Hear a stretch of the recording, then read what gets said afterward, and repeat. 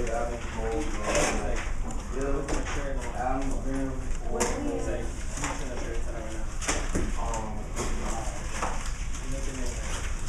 ratio are we using? Ratio? So like.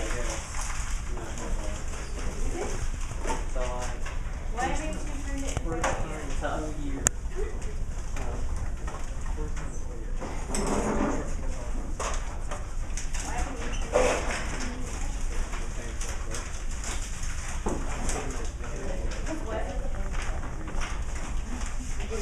Okay, Cecilia's ready. Where are the rest of your notes? You got some.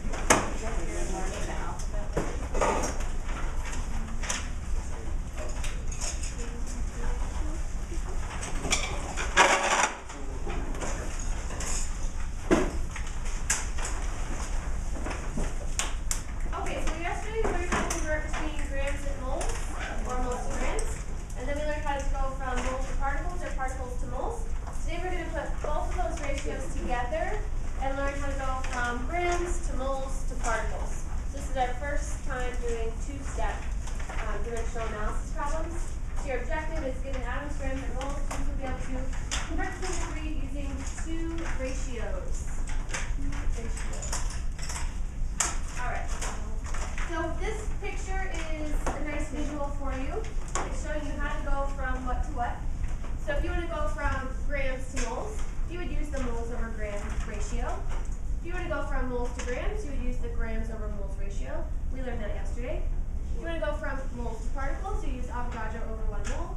Or particles to moles, you use mole over Avogadro. You'll notice there is no direct relationship between grams and particles. So what if I'm given grams, but I want to know how many atoms that is, or how many ions that is? I have to do conversion first to moles, and then a second conversion to particles. I don't want you guys to memorize that graphic by any means. We're going to just think about every single problem as if it were novel and address it using dimensional analysis to figure it out. So here's your first example. We'll do 2 for you, and then we'll do lots of practice. So it says, how many compounds are there in 24 grams of iron 3 fluoride? So before I actually start writing stuff down, I'm going to model for you how we're going to use these manipulatives today. So first I'm going to take what I have right here, and I'm just going to figure out what unit I'm starting with. So looking at this problem, I'm starting with 24 grams of iron 3 fluoride. So I'm going to choose the grams unit. That's what I have to work with. Okay. Now my first ratio, then we're going to figure out what we want. So at the end of this problem, we want compounds. Compounds is a code word for what? Particles. Good. So I want particles in the end. Do you know the ratio to take you from grams to particles? No, I have not taught you one. But if we're starting with grams, I know that if I can get that to moles, then I can convert moles to particles. So if we have grams, that means we're going to be using one of these two ratios next. Okay. Which one's most appropriate, top or bottom? Bottom. Why? Because I'm the And if grams are at the bottom, what happens to them? Cool. So we're going to put that one aside. Now I have moles on top. My grams have canceled. And I'm trying to get to particles. Now, which ratio is going to be appropriate, top or bottom? Why? And I'll be left with what I want, which is particles. Okay?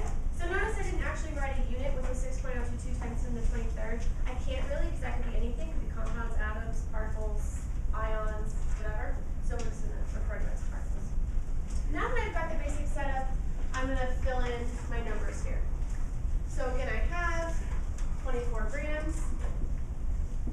My first ratio, we're going to do 1 mole over the molar mass. What is the molar mass of FeF3? Well, we're going to have to calculate that. What's the mass of iron?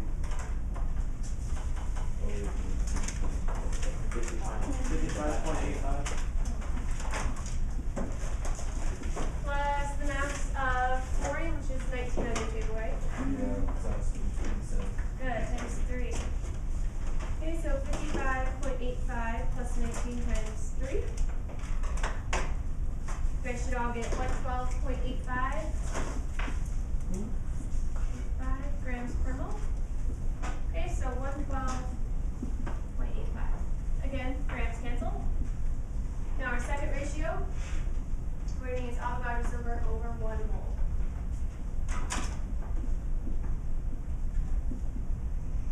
Moles cancel, and we're ready to go. So we're going to have to do multiplication and division in these problems now. So when you put this into your calculator, please excuse my dear Aunt Sally, it doesn't matter which way you multiply and divide. So if you want to just multiply across and then divide by the numerator, or 200, that's fine. Or you can go just from left to right. So 24 divided by 112.85 times 6.022 times 10 to the 22nd. Make sure you use parentheses around Avogadro's number.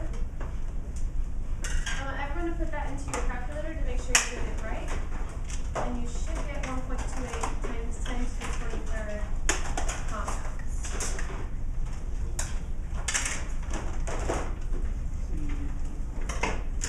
Don't get that answer. Make sure you use parentheses around Avogadro's. Make sure you divide it and then multiply it.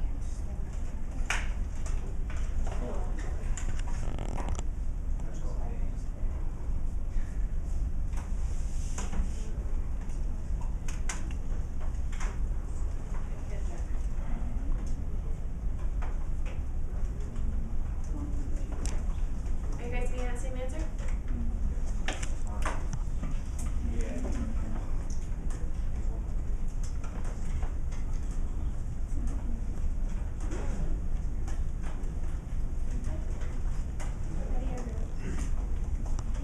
No? Okay, so that's example 1, and that's the basic thought process that we're going to go through every single time. Whether you're starting with particles or grams first, you always convert to moles first. Moles is like the gatekeeper to go into grams or to particles. Your second example says how many grams are in 3.4 times 10 to the 26 compounds of MgBr2.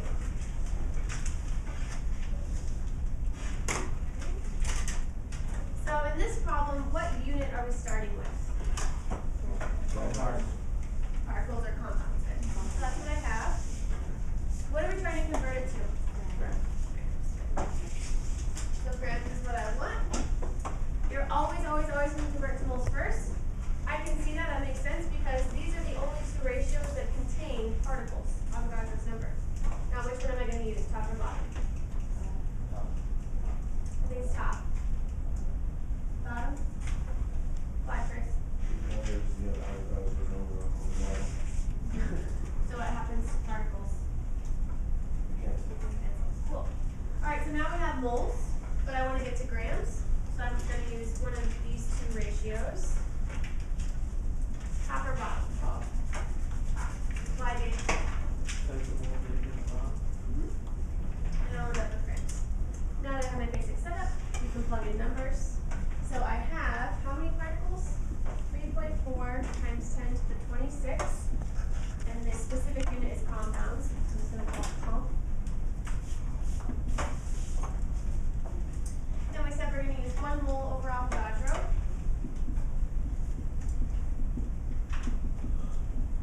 And I can fill in compounds here. Because remember, if you have 1 mole, you have 6.02 times 10 to the 23rd of anything. Compounds, ions, whatever. So compounds cancel. Now we have moles. We're going to do grams over 1 mole. I need to know how many grams are in 1 mole of MgBr2. Can you guys go ahead and calculate that for me?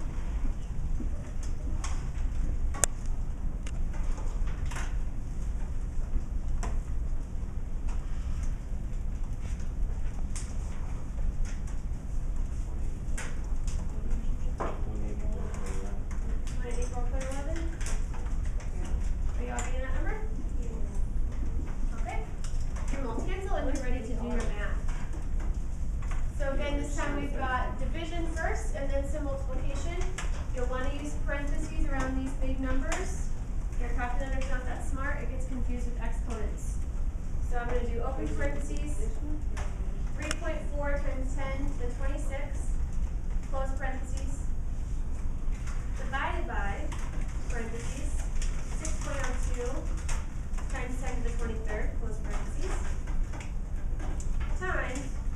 84.11.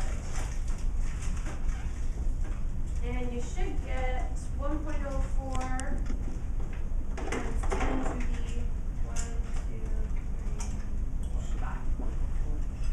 That's a lot of grams. That's not right. That doesn't make sense. That's what I got. But did you get a different number? Yeah. Wait, what do we, Did what do you? we multiply by? I got it. No. Still good. No, I didn't do that. It's the same number. Why is it the same number? Because of the power that times 10 I just put mine in scientific notation. So on your calculator it says 103,982.392. Put it in scientific. Okay. Alright, that's it. That's your one. So it's your turn. I'm going to give you guys a whiteboard problem.